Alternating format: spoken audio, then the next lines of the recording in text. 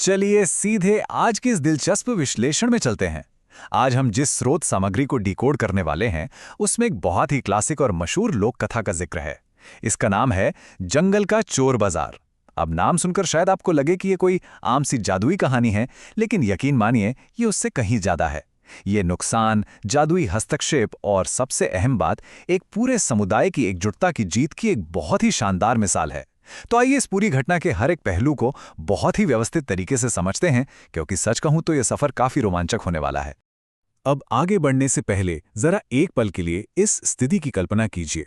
क्या होता है जब कोई इंसान अपना सब कुछ, अपना घर, अपनी जमीन, अपनी पूरी आजीविका पूरी तरह से खो देता है, लेकिन फिर भी अपनी इंसानियत और दयालुता का दामन नहीं छोड़ता। ये सिर्फ कोई मामूली सवाल नहीं है, असल में यही आज के हमारे इस पूरे विश्लेषण की नींव है। हम आगे देखेंगे कि कैसे इंसान का बस यही एक गुण हमारी कहानी के मुख्य किरदार की किस्मत को पूरी तरह से पलट कर रख देता है। तो कहानी का पहला भाग है एक बर्बाद फसल। यहीं हमारी मुलाकात होती है कहानी के मुख्य पात्र रामू से, जो कि एक बहुत ही साधारण और मेहनती किसान है। और शुरू में सब कुछ बिल्कुल सामान्य चल रहा था। लेकिन अब जरा घटनाओं के इस क्रम पे गौर कीजिए। यह साफ तौर पे दिखाता है कि कैसे रामू की जिंदगी सचमुच ताश के पत्तों की तरह ढह गई। देखिए, पहले दिन भारी बारिश शुरू होती है। तीसरे दिन तक आते आते खेतों में सिर्फ पानी ही पानी नजर आता है और सारी फसलें पूरी तरह बर्बाद हो जाती हैं। फिर चौथे दिन गांव का लालची साहूकार अपने कर्ज की वसूली के लिए आ धमकता है। वो रामू को सिर्फ 2 दिन की मोहलत देता है। छठे दिन वो समय सीमा भी खत्म हो जाती है और अंततः 7वें दिन रामू की पुश्तैनी जमीन साहूकार द्वारा छीन ली जाती है। मतलब जरा सोचिए, सिर्फ 1 हफ्ते के अंदर इस इंसान ने अपनी आजीविका और अपनी जमीन सब कुछ खो दिया। इस पूरे सदमे और दर्द को रामू की पत्नी के इन शब्दों से बेहतर कोई नहीं समझा सकता। वो कहती हैं, ये घर और ये खेत ही तो हमारी सारी उम्मीद थे। जमीन छिन जाने के बाद रामू के पास अपने परिवार का पेट पालने का कोई जरिया ही नहीं बचा। वो पूरी तरह से बेबस हो गया था और इसी मजबूरी के चलते उसे अपनी कुल्हाड़ी उठानी पड़ी और जंगल में एक लकड़हारे का काम शुरू करना पड़ा। मतलब कल तक जो अपनी जमीन का मालिक था, वो आज महज एक मजदूर बनकर रह गया। और यहीं से हम आते हैं दूसरे भाग पर, एक जादुई गुप्त बाजार। अब यहां रामू की कहानी में एक ऐसा अप्रत्याशित मोड़ आता है जो सब कुछ बदल देता है। जंगल में लकड़ियां काटते हुए रामू के साथ कुछ ऐसा होता है जो उसकी किस्मत के बंद दरवाजे खोल देता है। महज 5 रुपए। जी हां, रामू जब जंगल में काम कर रहा होता है तभी एक भूखा साधु उसके पास आता है और उससे खाने के लिए कुछ मांगता है। अब रामू के पास तो खुद खाने को कुछ नहीं था, उसके पास सिर्फ ये आखिरी 5 रुपए बचे थे। वो पूरी तरह से दिवालिया था, लेकिन फिर भी बिना किसी झिझक या स्वार्थ के वो अपने जीवन की आखिरी जमा पूंजी उस साधु को सौंप देता है। भयंकर गरीबी में भी किसी की मदद करना, ये रामू के उस अटूट दयालु स्वभाव का बहुत बड़ा सबूत है। और पता है इस दयालुता का नतीजा क्या होता है? कहते ना, कर भला तो हो भला। साधु रामू की इस निस्वार्थ सेवा से इतना प्रसन्न होता है कि वो उसे एक बहुत ही खास इनाम देता है। वो रामू को जंगल के बीचों बीच लगने वाले एक चोर बाजार का रहस्य बताता है। पर ध्यान रहे, ये कोई आम चोर बाजार नहीं है, बल्कि एक जादुई जगह है जहां जरूरत का हर सामान बिल्कुल कौड़ियों के भाव मिलता है। अब जो बात सबसे ज्यादा हैरान करने वाली है वो है इन दोनों बाजारों की कीमतों का अंतर। जहां बाहर गांव के आम बाजार में अनाज की कीमतें आसमान छू रही हैं, वहीं इस रहस्यमयी जादुई बाजार में 50 किलो चावल और 50 किलो गेहूं सिर्फ 1 रुपए में मिल रहा है। है ना, बिल्कुल दिमाग घुमा देने वाली बात। ये सुनने में भले ही बेतुका लगे, लेकिन उस वक्त रामू के लिए ये बिल्कुल एक चमत्कारी संजीवनी बूटी की तरह था, जिसकी उसे सबसे ज्यादा जरूरत थी। तो अब बढ़ते हैं भाग 3 की तरफ, खोई हुई जमीन को वापस पाना। रामू इस जादुई मौके का इस्तेमाल कैसे करता है, ये असल में उसकी समझदारी का एक बेहतरीन उदाहरण है। वो सिर्फ इस चमत्कार के भरोसे नहीं बैठा रहा, बल्कि उसने बाकायदा एक तरकीब लगाई।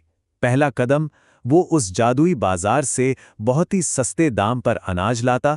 दूसरा कदम, वो उसी अनाज को गांव की किराने की दुकान पर मुनाफे में बेच देता। तीसरा कदम, उसने लगातार यही काम किया और धीरे धीरे एक अच्छा खासा मुनाफा कमाने लगा। और चौथा कदम, इसी मुनाफे के पैसे जोड़कर उसने अपनी खुद की एक बड़ी दुकान खोल ली और एक नया घर भी बना लिया। ये वाकई में काबिले तारीफ है कि कैसे उसने अपनी मेहनत से खुद को एक जमीन विहीन लकड़हारे से गांव के एक संपन्न और सम्मानित व्यापारी में बदल लिया।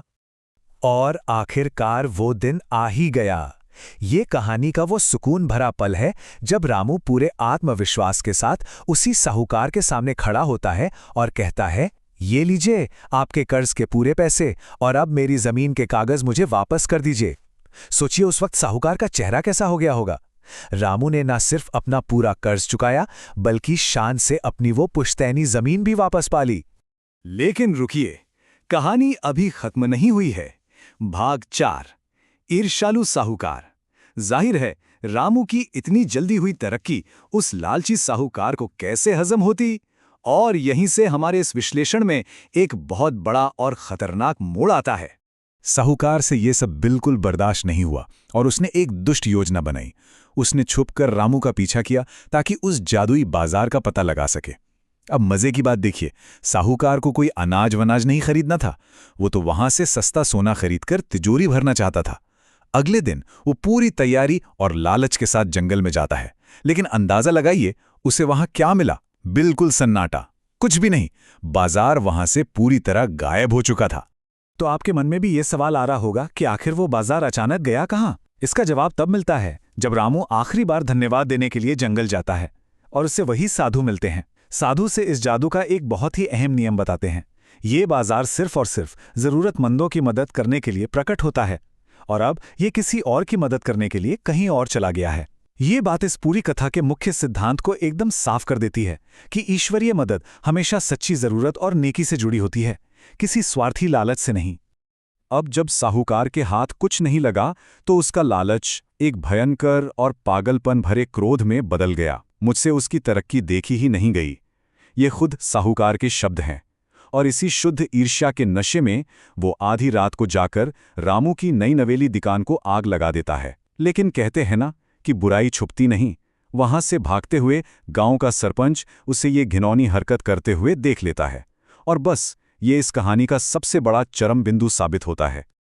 और अब हम पहुंचते हैं कहानी के आखिरी और सबसे अहम हिस्से पर, भाग 5, गांव के लिए न्याय। साहूकार की इस भयानक हरकत के बाद पूरा का पूरा गांव एक साथ इकट्ठा हो जाता है। अब बात सिर्फ रामू के न्याय की नहीं रह गई थी, बात पूरे समुदाय के सम्मान और अखंडता की थी। अब जो लोग पंचायत के बारे में ज्यादा नहीं जानते, उन्हें संक्षेप में बता दूं कि पंचायत एक तरह की पारंपरिक ग्राम परिषद होती है जिसका काम स्थानीय स्तर पर विवादों को सुलझाना और पूरे समुदाय को न्याय दिलाना होता है। साहूकार के इस अपराध को इसी पंचायत के सामने लाया जाता है जहां पूरा गांव इकट्ठा होता है। यहाँ जो बात सबसे ज्यादा इम्पैक्ट डालती है वो है रामू का रिएक्शन। जब पंचायत बैठती है और सरपंच सबके सामने साहूकार का पर्दाफाश करता है तो गांव वाले गुस्से से आग बबूला हो जाते हैं। वे साहूकार पर हमला करने ही वाले होते हैं कि तभी रामू उन्हें बीच में ही रोक देता है। उसके शांत शब्द आज भी गूंजते हैं, इंसान सिर्फ सच्चाई और मेहनत से ही जीतता है, गुस्से से नहीं। सच कहूं तो रामू की इस एक समझदारी भरी बात ने उस हिंसक भीड़ को शांत कर दिया और न्याय की प्रक्रिया को एक बिल्कुल सही दिशा दे दी। और फिर आता है पंचायत का वो ऐतिहासिक फैसला। ये फैसला एक तीर से 2 निशाने लगाने जैसा था। पहला, साहूकार को अपने खुद के खर्चे पर रामू की दुकान पूरी तरह से दोबारा बनानी होगी। और दूसरा, जो सबसे बड़ी बात है, साहूकार को गांव के सभी किसानों का कर्ज सीधा आधा करना होगा।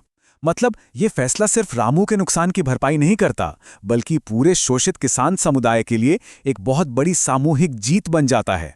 सोचिए, जिस साहूकार के लालच ने उसे अंधा कर दिया था, उसी लालच ने उसे सबसे भारी नुकसान पहुंचाया और अनजाने में पूरे गांव का फायदा करा दिया। तो अब हम इस विश्लेषण के बिल्कुल अंत में आ गए हैं। इस पूरी कहानी को समझने के बाद एक बहुत ही गहरा सवाल जहन में छूट जाता है।